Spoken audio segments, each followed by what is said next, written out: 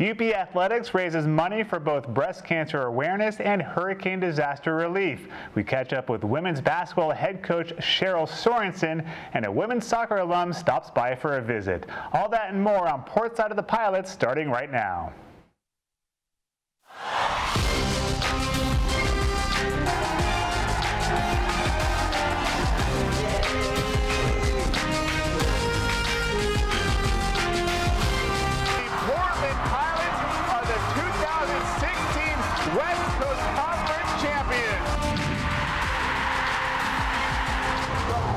Edition of Portside of the Pilots. I'm your host, Adam Lindman. The Portland women's soccer team dedicated the entire month of October to breast cancer awareness, and part of that included selling a specially designed t-shirt from the local company Portland Gear.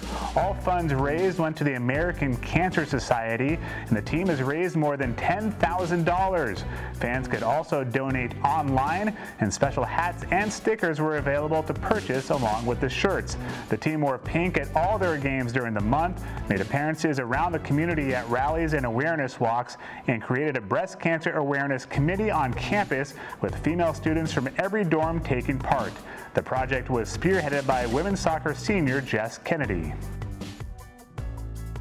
For the whole month of October, we raised over $10,000 for just breast cancer awareness research, and the whole campus got involved. The t-shirts sold out like crazy, and it was just really awesome to see so much pink just around campus. The American Cancer Society was very excited. I had the chance to meet a couple survivors at the game on Saturday, and just the amount of gratitude that they were sharing with us was insane, to know that what we did is helping so many people. The men's basketball team was also in a given mood last weekend as they hosted Eastern Washington in an exhibition game at the Chow Center, with all proceeds going to the American Red Cross for hurricane disaster relief. Players from the team started the day at the men's soccer game collecting donations from fans as they entered Merlo Field. It was a close game on the court for the Eagles and Pilots, and in the end, Eastern Washington held on to edge their host. But the night was bigger than the game played on the court, especially for Portland freshman and Puerto Rico native JoJo Walker. It meant a lot to me because I felt like I wanted to help my people in Puerto Rico, my friends, everybody, and I felt like I couldn't help them, but with the help of the UP and everybody else, I feel like I'm helping them, so it means a lot to me. Really pleased about us putting this game together. It really is about, supporting JoJo, his loved ones, his family, and continue to support people who are really affected by the hurricanes. Red Cross did a great job coming out tonight. Soccer team was great, did a great job supporting as well, so really pleased with the overall efforts and why we put this game together and how we were able to raise funds and really support them. The Portland women's rowing team launched their fall schedule last weekend at the Portland Fall Classic, which took place Sunday morning on the Willamette River downtown. The Pilots put 6 boats on the water, facing crews from Oregon State and Seattle U, and the home event allowed Pilot fans to cheer on the team. Our season opener is the Portland Fall Classic, which is great with being here in our hometown, and we can invite everybody down from campus, and it's a huge deal to have this much support at home. It's our first big race of the fall season. We've had scrimmages previous to this, but this is our first big race, so it's really cool to get everybody out here, especially the novices coming in as freshmen, their first full race experience. I don't know, it's been really cool. It's really cool to be a senior and have rowed on the river for 4 years now, and now show the freshmen that this is what we're used to and this is kind of our home field, so it's cool for them to have that first experience. Our next race next week in Seattle is another big one that we'll see more people in our conference at, and I don't know, I think this really just like the fact that we can be competitive with teams even outside of our conference, I think it's really just sets the tone for the year.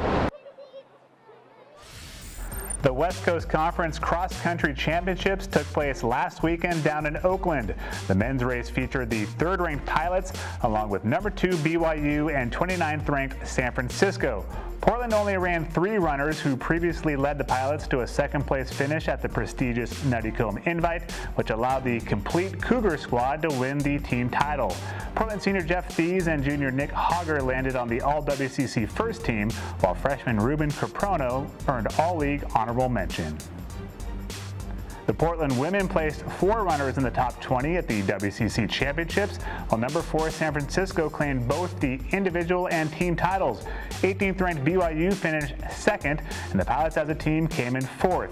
Freshman standout Yasmin Lau led Portland with an 8th place finish, which garnered all conference accolades for the first-year Pilot. Portland volleyball was also at home last weekend, as it was a busy schedule on the Bluff. The Pilots hosted Santa Clara on Thursday, which was a Broncos victory. Portland senior Hannah Troutman recorded her 11th double-double on the season with 20 kills and 15 digs. Troutman followed that performance with another double-double on Saturday, her 12th, as the Pilots recovered to defeat the San Francisco Dons in 4 sets. The win completes the season sweep over the Dons for the Pilots, and senior Sarah Savoca and Reagan Pukas also recorded double-digit kills for the Pilots. The men's soccer team hosted conference foe Santa Clara on Friday night, and the Pilots notched their 5th shutout of the season with a 1-0 win. Senior keeper Paul Christensen produced 6 saves on the night, while freshman Kawas Soares scored his first career game winner, which came just 29 seconds into the second half. It's the 2nd goal of the season for Soares, and Ray Ortiz picked up the assist. Ortiz assisted on Portland's lone goal on Sunday as well against the San Francisco Dons, which gives the sophomore 13 assists on the season. That leads the nation and is only 1 shy of matching a program single-season record. Despite the Dons' 3-1 win, Portland ended the weekend still on top of the WCC standings. Saturday evening was a bittersweet night at Merlo Field as we said goodbye to 3 women's soccer seniors who were making their final appearance at the friendly confines. The Pilots honored Maddie Deeker, Hannah Griffiths-Boston, and Ariel Vieira with a ceremony prior to their game with BYU. Deeker has 3 career goals and 4 career assists to her credit, while Griffiths-Boston earned all WCC honorable mention as a junior in 2016. Vieira was named to the league's all-freshman team back in 2013, and she has 2 career goals and an assist. On the pitch, the Pilots were looking for their first win over BYU since 2006, and it was an evenly played match that saw Portland junior keeper Rachel Lusby make a handful of stops to keep the match scoreless. On the other end of the field, the Pilots repeatedly created chances in the final third, but in the end, a BYU goal in the 68th minute proved to be the difference as the Cougars left Merlo Field with a 1-0 win. And coming up next, we chat with women's basketball head coach Cheryl Sorensen as the season is right around the corner. You're watching Portside of the Pilots on NBC Sports Northwest.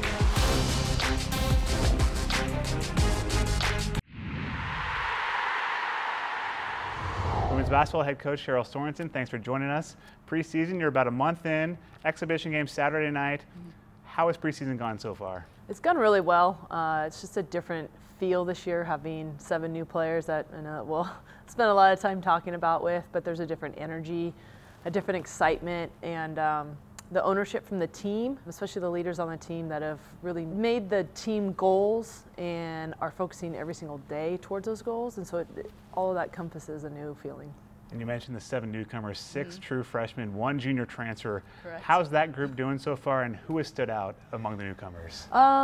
They're doing tremendous. The great thing about it is they're really highly skilled players. Of course, they're still all adjusting to what that next level of play means. Even Lisa coming from a junior college, it's still a different level of play. Each of the freshmen are doing fantastic. I don't know if there's one in particular that is sticking out because they all have a really individual and unique skill set. We've got good athleticism.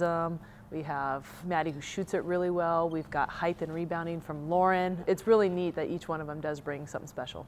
And then on the other side, 7 returners, including 3 seniors, Sarah Zaragoza, Ashley Gray, Rochelle Owens. Right. What are you expecting from that group this season? The neat thing about that is I do think that they've been in the program and have been through highs and lows, and so really expecting them to set the tone. Expectations, what they're able to do is step on the court and get things organized just through their experience has been great. And teaching, like, our new kids really want to do what the program needs them to do, and so the older kids are setting that tone. What I've noticed about your team is you seem very tight-knit. You guys are always together, including your staff. You're out there performing community service.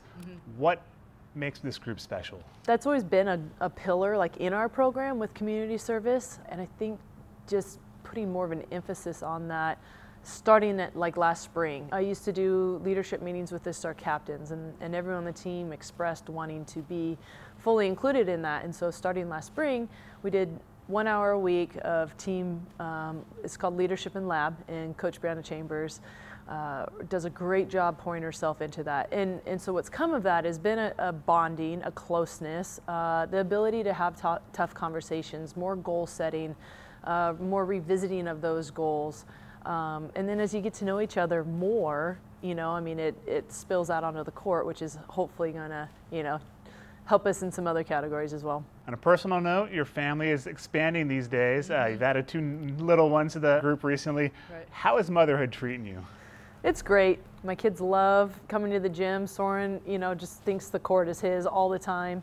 Elaine is starting to crawl, and kind of her first steps are out, you know, at mid-court. So it's kind of neat that we do have a family environment, and our players and staff, you know, up and down the hallway really enjoy and embrace having family around.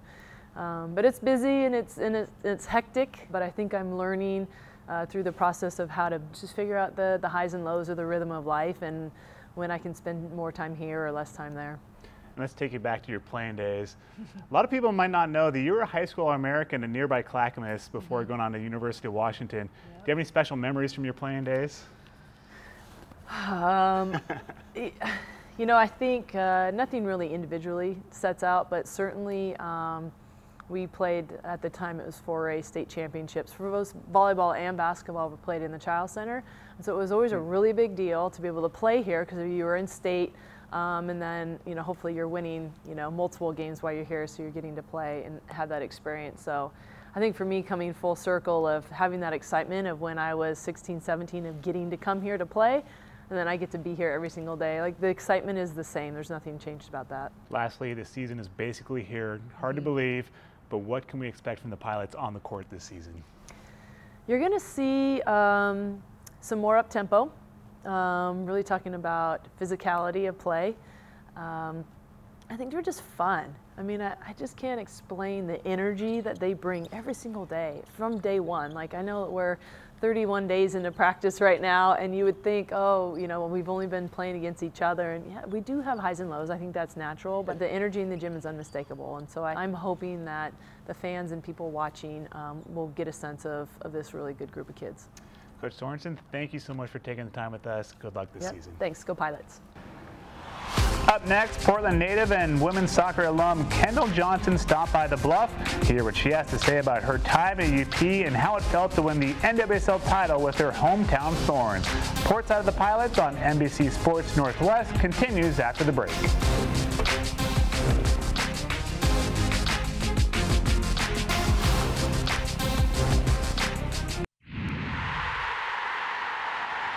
Kendall Johnson is a Portland native who started on the pitch for the Pilots not too long ago. Since moving on from UP, Johnson has played pro in the NWSL, which includes a 3-year stint with the Portland Thorns. This year was an epic year for Johnson and the Thorns as the club won their 2nd title. Earlier this week, we caught up with Johnson as she paid us a visit. Gets it to Johnson. Takes a shot. What a goal, Portland! Wow! Kendall Johnson, it's a beautiful day, Merla Field. The pitch is in excellent condition. What are some feelings that come back to you right now? I honestly, right when I got here, I was admiring how lush the grass is. I really miss playing on grass of this quality. Miss it. Takes the shot into the net. Portland ties it. Kendall Johnson. You obviously had some good times here at UP. Talk about some of your memories from playing here. Yeah, definitely some of my greatest moments of my career here. This place is so special to me because we had such a big turnout in every single game. The Villa Drum Squad would come out and just cheer so loud. So to me, that meant just as much as the fans at Providence, and memories with my teammates hiding in a laundry bin and scaring my teammates when they came into the locker room, stuff like that. I'll always remember. Standing here on the pitch in Merlot, you have to have some memories on the field. What's some of your favorite? I'd say the one that stands out the most is playoffs. We were playing Washington State and went into PKs. I missed my PK, and then Aaron Dees came up big, saved 3 in a row, just unbelievable, and we ended up winning. That to me was just like that pure adrenaline, bliss. Nothing else mattered. I think I cried tears of joy. Unreal! Aaron Dees made not one, not two, but 3 saves and had the last one go over in that round of 9. Kendall, as a Portland native, what made you want to come to UP? So growing up, I always went to the pilot soccer camps, and from there, I also watched them win 2 national championships, seeing Christine Sinclair, watching it on TV.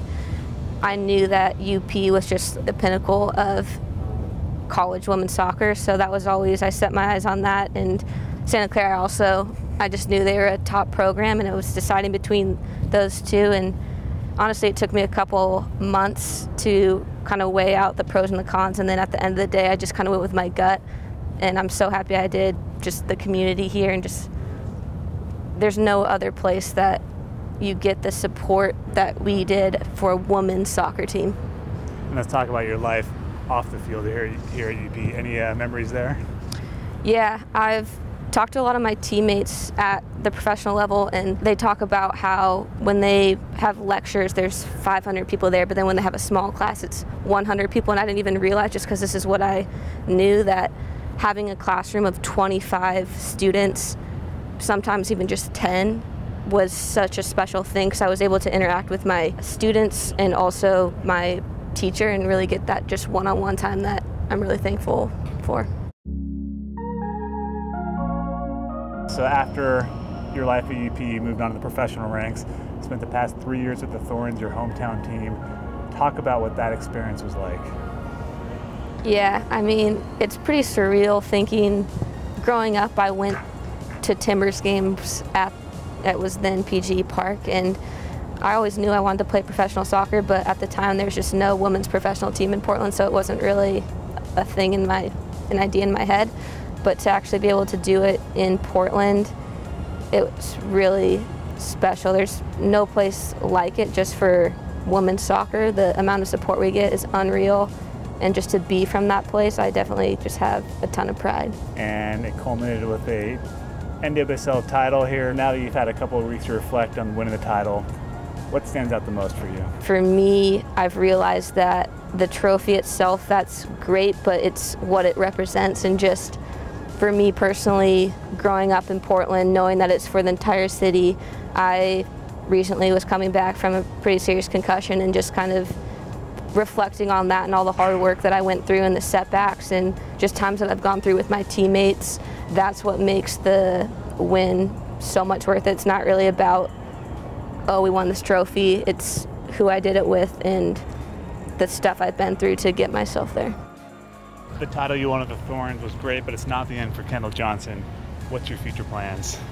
That was an incredible experience, but what I've learned is that you're gonna win things, but then that time passes and then you gotta go on. And for me, I always am striving just to keep getting better. And after going through my concussion stuff and finally feeling like I'm back to myself, and I'm not done yet. I definitely want to keep playing. I'm not entirely sure where that is yet, but I am pretty excited just for what's ahead.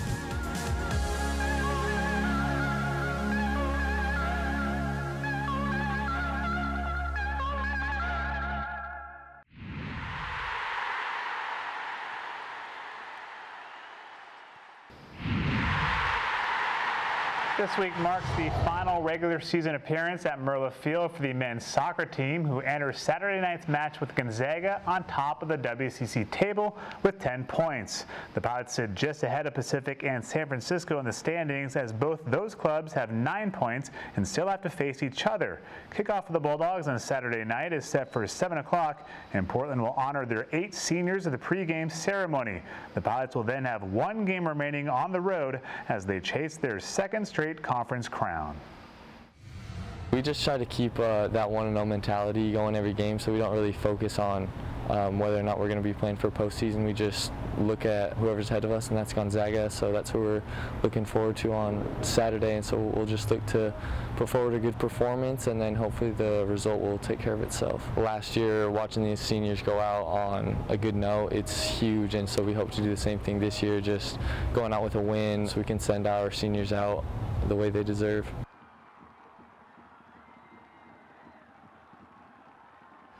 The women's basketball team takes the court this weekend for their lone exhibition game. The New Look Pilots, who features 7 newcomers, host the Western Oregon Wolves at the Chow Center Saturday night with tip-off set for 7:30 p.m. The Pilots return 7 letter winners, which includes a trio of seniors, and head coach Cheryl Sorensen is back for her 4th year at the helm.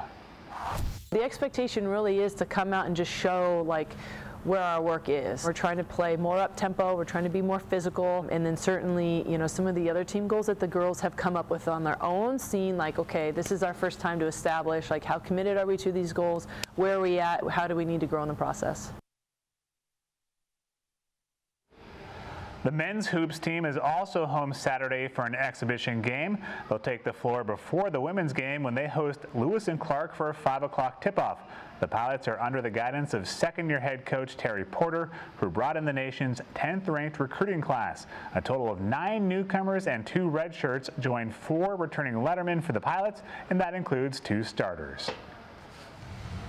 Season tickets for the upcoming men's basketball season are available, as are flex plans and single game tickets. Just visit portlandpilots.com/tickets now or call 503-943-GO-UP to secure your seats at the Chow Center. Women's soccer and volleyball are both on the road this weekend. The women's soccer team caps the 2017 season at first place Pepperdine in Malibu on Saturday, and volleyball will be at Pepperdine on Thursday night before playing at LMU Saturday afternoon. And we're out of time, but be sure to send us any questions, requests for content, or just give us some feedback by using the hashtag Portside on social media. And that will do it for this episode of Portside of the Pilots. We will see you next week.